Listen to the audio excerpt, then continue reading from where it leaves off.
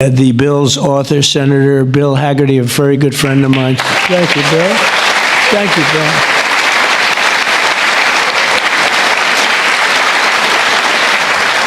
He's a great guy. He's a great guy. He's a very handsome guy. Looks great. He's got the whole package. But, you know, I got to know him. He was ambassador to Japan, and we had a little problem with Japan on trade. But he was my ambassador to Japan, and I went to Japan, and he is speaking fluently Japanese. I said, "Did you learn it as a child?" No, I just learned it over the last 4 or 5 months. I said, "You learned Japanese, maybe the single hardest language to learn.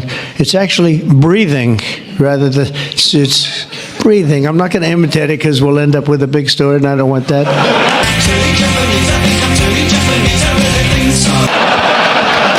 But he spoke totally fluent Japanese. I said, "That's very impressive." And he was introducing me to Mr. Honda.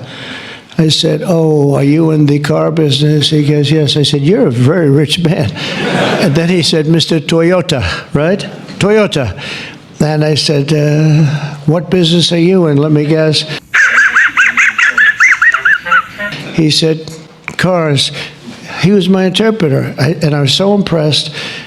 And I was getting ready to leave. He said, "Sir, I'd like to run for the United States Senate." I said, "Where are you from?" He said, "Tennessee." Tennessee. Well, I love Tennessee, but do they know you there? No, but if you endorse me, I'll win, right? And I endorsed him, and he took a 48-point lead. And they didn't know who the hell he was. And he's turned out to be a great senator. Now they all know who you are. Yeah, so you're fantastic, and we thank you. And just the fact that you're doing this and you understand this is a complicated world, and you understand it, Bill. So you've been great. Thank you very much.